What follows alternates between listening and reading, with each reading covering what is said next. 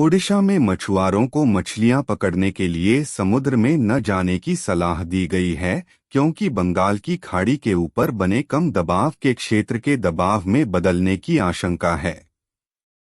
यह दबाव का क्षेत्र उत्तर पश्चिम की ओर बढ़ेगा और 16 नवंबर को आंध्र प्रदेश तट के पास पश्चिम मध्य बंगाल की खाड़ी के ऊपर गहरे दबाव में बदल सकता है।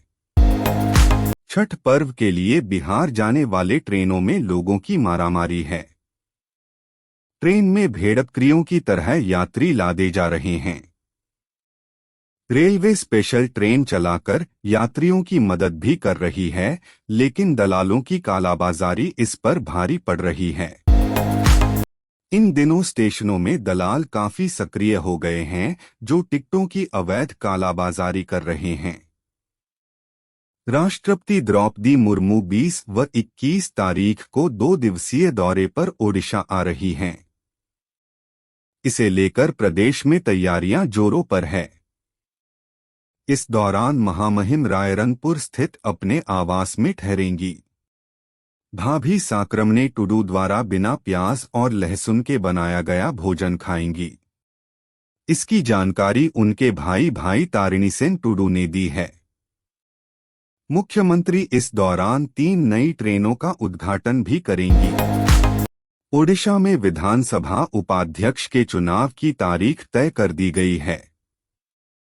विधानसभा उपाध्यक्ष के चुनाव को लेकर ओडिशा विधानसभा के सभी सदस्यों को पत्र भेज दिया गया है। सदस्य 20 नवंबर को दोपहर 12 बजे तक अपना नामांकन दाखिल कर सकते हैं।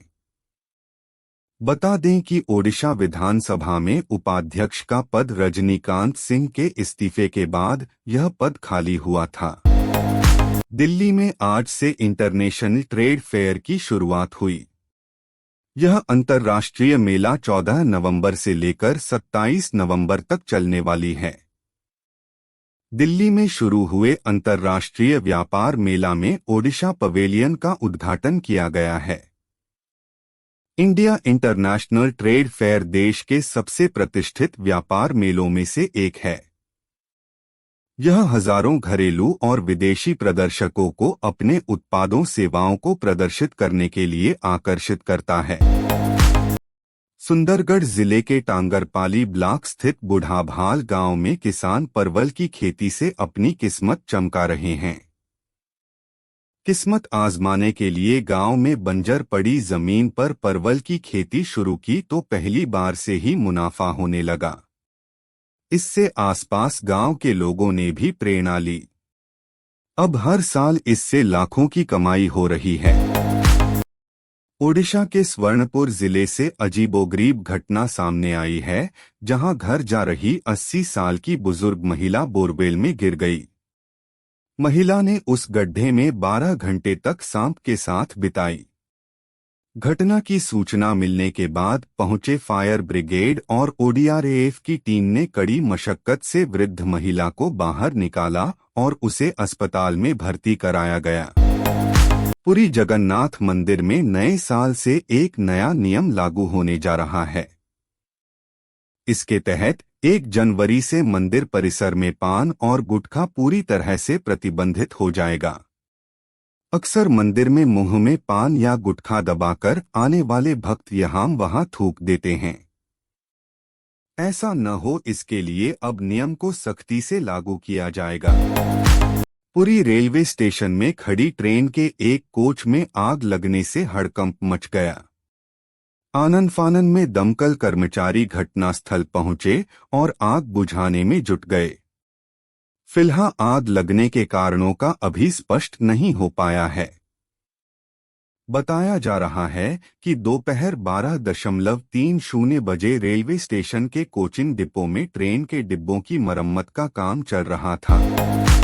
राजस्थान के चुनावी मैदान में अब 1875 उम्मीदवार ही बाकी बचे हैं। कुल उम्मीदवारों में से 183 महिलाएं और 1692 पुरुष शामिल हैं। प्रदेश में 25 नवंबर को होने वाले विधानसभा चुनावों के लिए 2365 उम्मीदवारों ने नामांकन दाखिल किया था। लेकिन कल गुरुवार 490 उम्मीदवारों ने अपना नामांकन पत्र वापस ले लिया, जिसके बाद अब 1875 उम्मीदवार मैदान में बचे हैं। मध्य प्रदेश में 17 नवंबर को विधानसभा चुनाव होने हैं। चुनावों से पहले सत्ता पक्ष और विपक्ष एक दूसरे पर निशाना साध रहा है। वहीं इस दौरान मध्य प्रदेश के मुख्यमंत्री शिवराज सिंह चौहान ने कांग्रेस पार्टी को चेतावनी दी है। चौहान ने कहा कि अगर वे कांग्रेस वोट के लिए लोगों को धमकाएंगे तो मामा खुद का संदर्भ का बुलडोजर तैयार है। भुवनेश्वर में दिवाली की रात हुई जमकर आतिशबाजी से शहर में प्रदूषण का लेवल बढ़ गया है। प्रदूषण इतना अधिक है कि आसमान में कृत्रिम बादल बन गया है, जिसने सोमवार सुबह घने कोहरे का भ्रम लोगों में पैदा कर दिया। राजधानी में एयर क्वालिटी इंडेक्स 300 से 400 के बीच दर्ज किया गया है, जो चिंता का सबब बन गया है। कांग्रेस महासचिव प्रियंका गांधी वाड्रा ने मध्य प्रदेश के दतिया में एक सार्वजनिक रैली को संबोधित किया। जनता को संबोधित करते हुए उन्होंने भाजपा नेता शिवराज सिंह चौहान, पीएम मोदी समेत कई नेताओं पर निशाना साधा। वहीं उन्होंने यह भी दावा किया, अगर राज्य में किसानों को खाद नहीं मिल रहे को उसके पीछे सबसे बड़ी वजह नरेंद्र मोदी की तस्वीर है। केंद्रीय मंत्री तोमर के बेटे देवेंद्र प्रताप सिंह तोमर का करोड़ों रुपए के लेन देन का एक के बाद एक 3 वीडियो इंटरनेट मीडिया पर वायरल हो रहा है। इसको लेकर विपक्ष भाजपा पर लगातार निशाना साध रही है। इस बीच मध्य प्रदेश के पूर्व मुख्यमंत्री कमलनाथ ने भारतीय जनता पार्टी भाजपा पर कटाक्ष किया है। कमलनाथ ने तत्काल जांच की भी मांग की। 7 अक्टूबर को हमास द्वारा इजरायल पर अचानक किए गए हमले के बाद से इजरायली सेना गाजा में हमास के ठिकानों पर लगातार हमला कर रही है। गाजा में स्वास्थ्य मंत्रालय के अनुसार युद्ध शुरू होने के बाद से 11,000 से अधिक फलस्तीनी मारे गए हैं, जिनमें से 2/3 महिलाएं और नाबालिग शामिल हैं। इसी को देखते हुए कनाडाई पीएम जस्टिन ट्रूडो ने मंगलवार को इजरायली हमलों की तीखी आलोचना की। सेना प्रमुख जनरल मनोज पांडे ने सेना, नौसेना, वायुसेना, तटरक्षक बल के लगभग 550 अधिकारियों और एमईएस निर्माण उद्योग, शिक्षा और अनुसंधान संगठनों के प्रतिनिधियों की एक सभा को संबोधित किया। इस दौरान उन्होंने कुछ मूलभूत मुद्दों पर प्रकाश डाला जिन्हें एमईएस द्वारा हल करने की आवश्यकता है। उन्होंने तकनीकी प्रगति के साथ तालमेल बिठाने और आधुनिक निर्माण विधियों को अपनाने का प्रयास करने का आग्रह किया। सर्दियों में शरीर को गर्म रखने के लिए कई तरह की चीजें खाने की सलाह दी जाती है। इन्हीं हेल्दी चीजों में शामिल है बादाम। इससे कई तरह की रेसिपीज भी बनाई जाती है। इसका इस्तेमाल ज्यादा मिठाइयों में किया जाता है। यह पोषक तत्वों का भंडार है, लेकिन इसे ज्यादा खाने से शरीर को नुकसान भी होते हैं।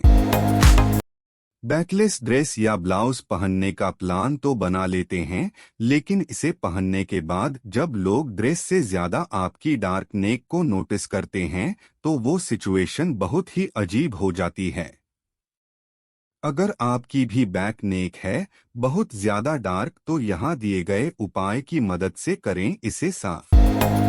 कर्नाटक के उपमुख्यमंत्री और राज्य कांग्रेस प्रमुख डीके शिवकुमार ने कहा कि राज्य में सूखे प्रभावित को लेकर कर्नाटक सरकार पहले ही एक सर्वेक्षण कर चुकी है और इस संबंध में केंद्र सरकार को एक ज्ञापन भी सौंप दिया गया है।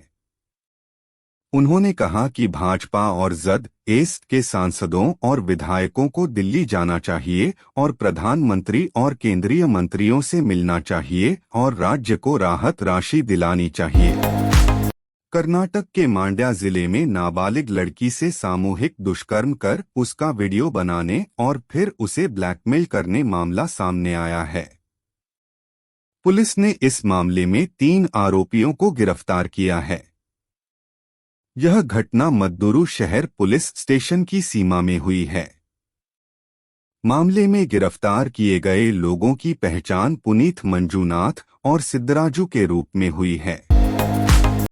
सर्दियों में पड़ रही है घर की शादी जो आपको अटेंड करनी ही है, जहां आपको दिखना है, स्टाइलिश और रहना है कंफर्टेबल, तो इसके लिए क्या हो सकते हैं ऑप्शन यहां जानते हैं इसके बारे में।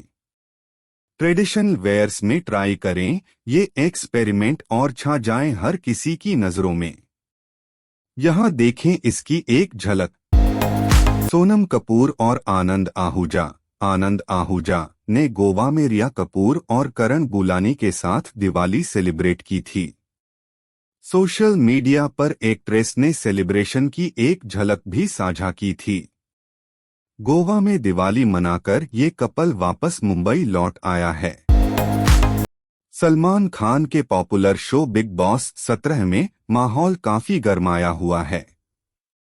घर के सदस्य अभिषेक कुमार और ईशा मालवीय के बीच एक बार फिर से जुबानी जंग छिड़ गई है, जिसको आप बिग बॉस 17 के लेटेस्ट प्रोमो वीडियो में आसानी से देख सकते हैं। इन दोनों की तकरार से बिग बॉस के घर में नया ट्विस्ट आ गया है। हिंदी सिनेमा के दिग्गज फिल्म कलाकारों के बारे में चर्चा की जाए तो उसमें नाना पाटेकर का नाम जरूर शामिल होगा। मौजूदा समय में नाना पाटेकर अपनी आने वाली फिल्म जर्नी की शूटिंग के लिए वाराणसी में मौजूद हैं। इस बीच नाना पाटेकर का एक लेटेस्ट वीडियो सामने आया है जिसमें वह एक फैन में सेल्फी लेने की वजह से थप्पड़ जड़ देते हैं। अंकिता लोखंडे और अभिषेक कुमार के बीच बिग बॉस 17 में शुरुआती दिनों में अच्छी खासी दोस्ती देखी जा रही थी, तो वहीं अब लड़ाई भी देखने को मिल रही है। शो से नया प्रोमो वीडियो सामने आया है जिसमें अंकिता ने अभिषेक को कुछ ऐसा इशारा कर दिया है जिससे उड़ारिया एक्टर ने अपना आपा खो दिया। शिकायतकर्ता अमिता जिंदल एक कानून व्यवसायी ने दर्शन थुगुदीपा पर आरोप लगाया था कि अभिनेता के आवास के बगल में एक खाली भूखंड के बगल में अपनी कार पार्क करने के लिए कुत्तों को उन पर हमला करने के लिए खुला छोड़ दिया गया था। इस मामले में अभिनेता बुधवार को राजराजेश्वरी नगर पुलिस के सामने पेश हुए। इन दिनों अर्जुन कपूर की बहन एक खास वजह से चर्चा में आई है। सोशल मीडिया पर अंशुला ने अपने बॉयफ्रेंड रोहन ठक्कर को बेहद खास अंदाज में बर्थडे विश किया है। अंशुला कपूर ने इंस्टाग्राम पर रोहन संग पूरी 10 तस्वीरें साझा की है। हर फोटो में ये कपल अलग अलग अंदाज में नजर आ रहा है। क्रिकेट वर्ल्ड कप 2023 का भारत और न्यूजीलैंड के बीच होने वाले पहले सेमीफाइनल मुकाबले को लाइव देखने बॉलीवुड एक्टर रणबीर कपूर वानखेड़े स्टेडियम पहुंचे हैं।